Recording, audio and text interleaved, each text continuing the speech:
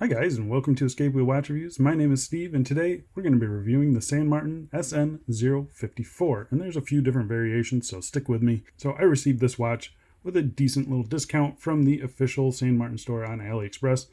And even though I got a pretty good discount on it, you know by now that it's not going to sway my review one way or the other. So the retail price for this watch, this specific watch, is $345 US.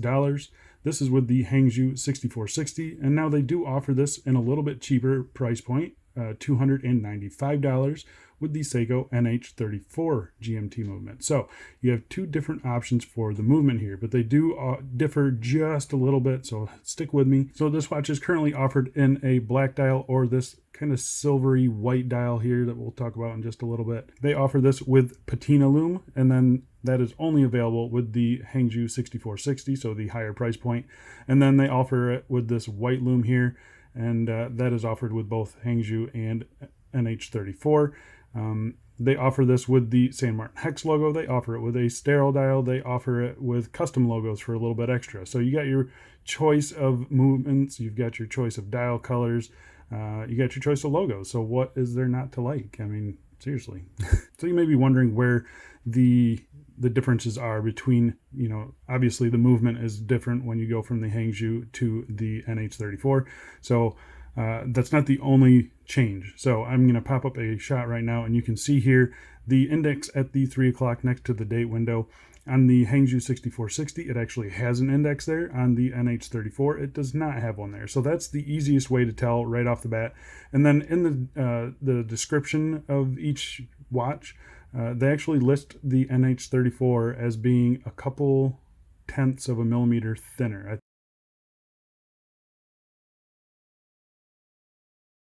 But getting back to the watches in general, they're pretty much identical. You have a solid 3/16L stainless steel case, bracelet, and clasp.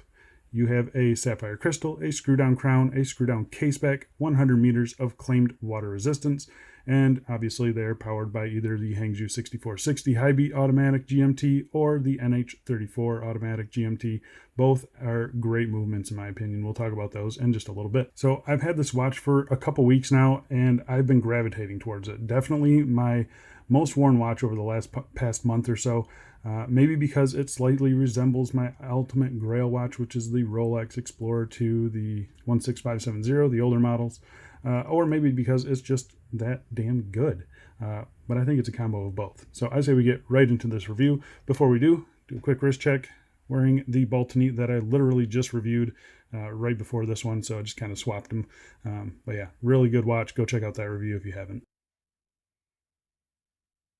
And let's talk about the dimensions. So I'm just going to measure the bezel. It is right under 40 millimeters. The case is slightly smaller. I'm seeing a thickness of 12.6 millimeters. You have 20 millimeter lug width. The bracelet tapers down to 16 millimeters at the clasp, and a lug tip to lug tip of 48.4. And it does have female end links, as you can see there, so that is the total length. And then sized up for my 7.5 inch wrist. It weighs about 141 grams. So I think the size is great. It's, just under 40 millimeters at the bezel. It's 39 millimeters exactly at the case. And that's kind of a sweet spot for me. 48 millimeters, just a little over 48 lug to lug. It's maybe just a tad long for this case size, but I do think it wears really, really good. I'm happy with the bracelet. I'm happy with the weight of it. It's a fairly flat case, as you can see here, but I do still think it wears pretty good. So I'm going to go outside right now and throw it on my wrist for you. And here we are on my 7.5 inch wrist, and as you can see, it wears, just about perfect. Really like it. It's a little bit of a flat case, but I think I can pull it off pretty easy. And the female end links definitely help as well. As you can see there, it drapes nicely on my wrist, and I think it looks really good. Very comfortable on the bracelet as well. Feels very balanced. The ducks love it. And popping out in some direct sunlight here, you can see that it's still perfectly legible. Those black surrounds and the black hands, they contrast nicely with the dial. Oh, losing a little bit of sun here, so hopefully you guys can see the kind of the shimmer of this dial. And if not, hopefully the B-roll kind of gets it. It's more of a silver, like a really light silver than it is white. So just something to keep in mind. But yeah, I do think that looks really, really good. And yeah, I think I should go throw it on some straps, and we'll get back to this review. Here we are on a very orange leather strap. This is from San Martin, and I think that looks pretty good. Kind of matches the GMT hand, but yeah, I think it looks all right. What do you guys think? A little too bright for me, but still, I don't think it looks bad. Yeah, here we are on a Vario leather strap. This is this really nice vintage tan color, and I think it looks awesome. It looks just about right on this thing, in my opinion. What do you guys think?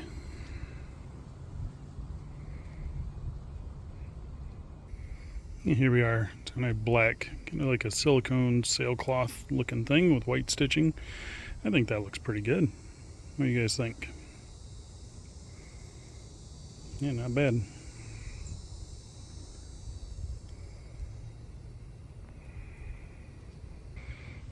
And here we are on a Marine National style strap. Really nice and comfortable. One layer underneath the watch. I think it looks great. What do you guys think? Yeah, this has been very comfortable for me.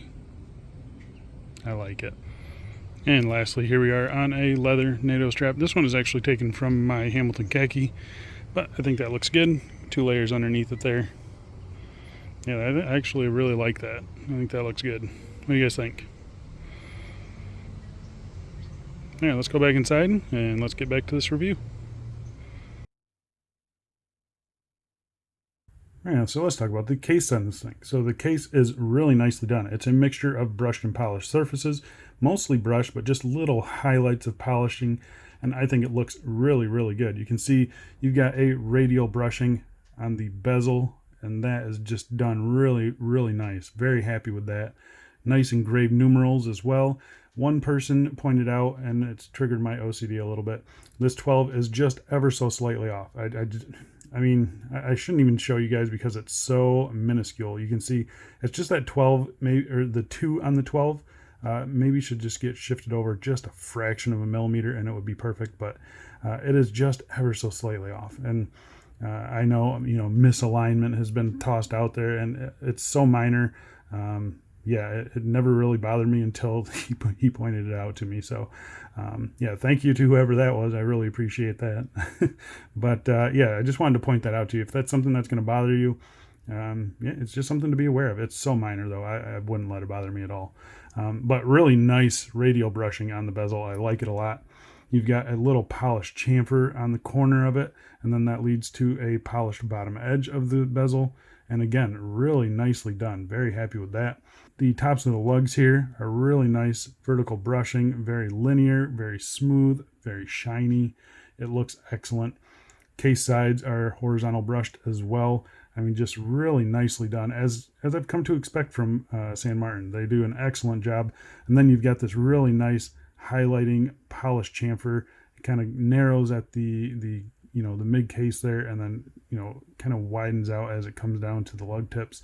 Really nicely done. Sharp transitions, just really good. Very happy with that. Flipping it over to the crown side here, you've got your San Martin hex logo signed into the crown. It's a nice crown, nice and grippy, good size. I've got no issues with it. Yeah, but very happy with the case finishing on this thing, as I've come to expect from San Martin. Flipping it over to the case back here, you've got a circular brushing on the bottom of the lugs, circular brushing on the case back itself. I'm not a fan of these case backs. Yeah, they're just not my favorite. These kind of coin edge style, they're tough to get into. I just wish they would use regular notches on it. I don't see why this is this can't be any cheaper than just simple notches. So yeah, I just don't see why they're doing that. It makes it a pain for anyone that wants to get in there and mess with the movement. But yeah, it is what it is, and it's what I've come to expect from San Martin. No branding, just circular brushing, but nicely done. This bottom edge of the case, it's maybe just a tad bit sharp, but it hasn't really been uncomfortable for me. So overall, I think the case is very comfortable to wear. It's nicely finished. It could use a little bit more turn down to the lugs, but otherwise, I think it's really, really nicely done. All right, let's talk about the crystal, and we will test it for sapphire real quick. And no surprise, sapphire.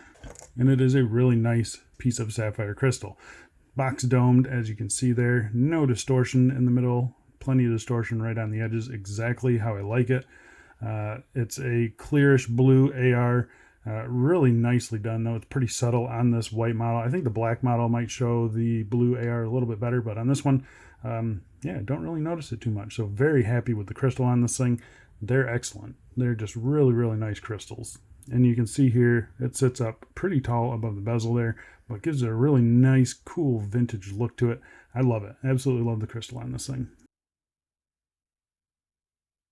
Okay, so let's talk about the dial on this. So the dial on the silverish, whitish model, it's really interesting. I think the black is just a plain black. It's a matte black. And then it has silver hands. So this one here, it is a silvery, I mean, that right there pretty much shows you what the dial looks like. I mean, it's kind of got some sparkle to it. It's really an interesting dial. It kind of shifts from depending on the lighting, it shifts from being white to that kind of silvery color there. And then almost to like right there, you can kind of see like a tan or a champagne color. So it's a very dynamic dial. And yeah, I think because everything on the dial is printed, it gives some interest to the dial. So I think it's a really interesting. I wasn't sure how I would feel about that. I kind of still want just a stark white dial, but I think it needs applied indices if they're going to do that, just to give it some interest. But this does look really, really good. You can see all the aspects on the dial are printed. So you have printed indices, which are surrounded in black. You have your black hex logo, orange GMT there with your automatic 100 meters. Everything is printed really nice. I've got no issues with the printing on this thing. Very happy with it. It's a very simple dial. So at the 3 o'clock position here, you do have an index. That is only on the Hangzhou 6460. The NH34 does not have that. I kind of like it without it, but I like the fact when this thing is loomed up, you do have a marker there. So yeah, kind of a trade-off. I don't know. I think I like visually, I think I like it without the index, but that's just me. The handset on this thing, some people mentioned it's a little short. I kind of agree. I mean, it could be maybe just a millimeter longer and it would be fine. It hasn't really bothered me too much at all. The orange GMT hand, really nice, good length on that one. That one reaches right out to the edge. And I think it's a really cool color. It's almost like a pale orange color. It's not a bright, like in-your-face orange. Really pretty subtle, actually. But I do like it. And I think the dial in general is really nicely done. The lume on this one is also really nicely done. Very happy with the lume. I'm going to pop up a lume shot right now. In here you can see it against some of the other watches in the collection. And for being a painted dial, the lume on this thing is just killer. Really happy with the lume on this thing. I've got no real complaints with the lume. It's excellent. Very, very happy with the lume on this thing. Okay, so let's talk about the movement. So the movement in this one is running pretty good. I'm going to pop up the time grapher shot right here, and you can see how it's been running for me. It's been running fine. I've got no issues with this thing. It's actually settled down a little bit since I took that screenshot, but yeah, I mean, it's very good. I'm happy with it. This is the Hangzhou 6460. It's a ETA-based GMT movement, so it is 28,800 beats per hour. It hacks, it hand winds. It does everything you need it to do. It's a little bit more expensive, hence the higher price tag. But I mean, you get the high beat movement. It's nice, and I mean, it's a great movement. I've never had an issue. I've had this in I think 3 watches now, and each one of them run really good. This one is operated by the 3 o'clock screw down crown here. Nice and smooth action on the crown.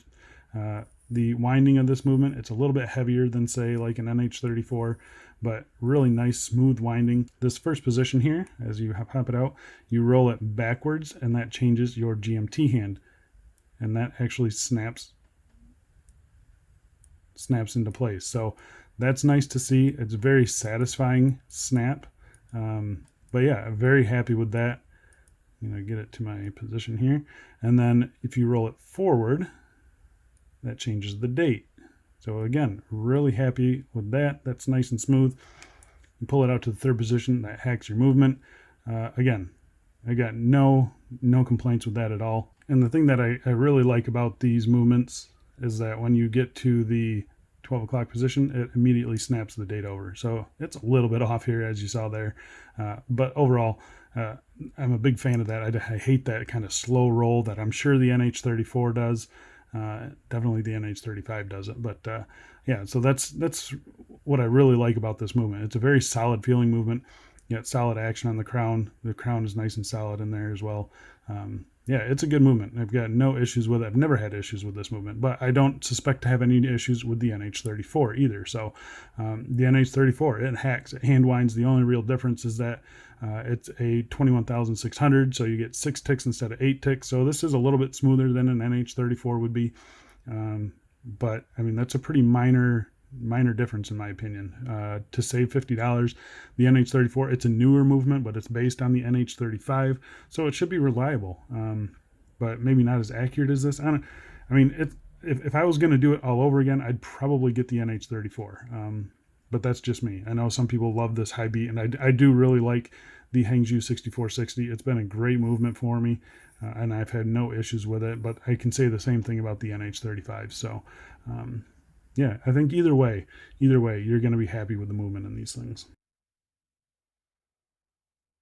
All right, let's talk about the bracelet. So the bracelet is your typical San Martin 3-link bracelet, which is a really good thing. You've got solid links, solid end links, as you can see there. They're female pivot links, and I mean, even the ends of these links here are brushed nicely and finished nicely. So this bracelet, I mean, it just looks great. And it's got a really nice sheen to it, really nice like luster to it, as you can see right there. I mean, it looks great. Very happy with it. Screw pins for adjusting. I had to remove 2 for my 7.5-inch wrist.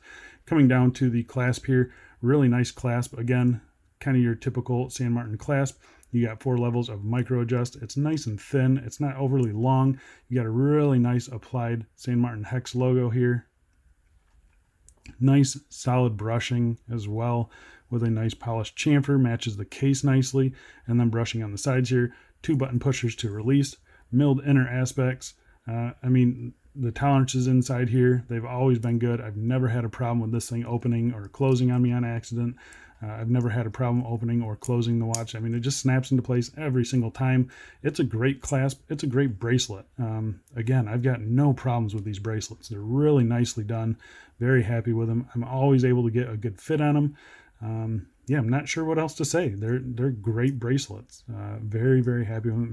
Maybe a little boring. I keep seeing them over and over again, but boring for a good reason. I mean, they keep using these things because they are so good and because they get reviewed so well. I really can't say anything negative about them. Very happy with the finishing on them. The end links, really nice and tight end link fitment there. Really nice following of the case curvature. I mean, these things are just, they're great. Absolutely great. I got no issues with them. The brushing on the bracelet itself, very nice, very linear. And then the polishing on the sides is nicely done as well. Yeah, not much else to say. It's a good bracelet. It's a good watch. So there you go, guys. That is the San Martin SN054G. It comes in a few different color options, comes in a few different flavors with the movement. Hopefully you guys saw the differences in the movement. I think either way, you're going to be really happy with the watches. I know I am. I've been absolutely loving this thing. So if you guys are interested in this watch now, click that link down below. Purchase it from the San Martin official store on AliExpress. I really appreciate it. That is an affiliate link. I get a little bit of commission. You guys don't pay any extra. Everyone's a winner. You're going to get yourself a really, really nice watch. Let me know what you guys think about this thing. I think that's about it. Thanks a lot for watching, and I'll see you in the next one. See ya.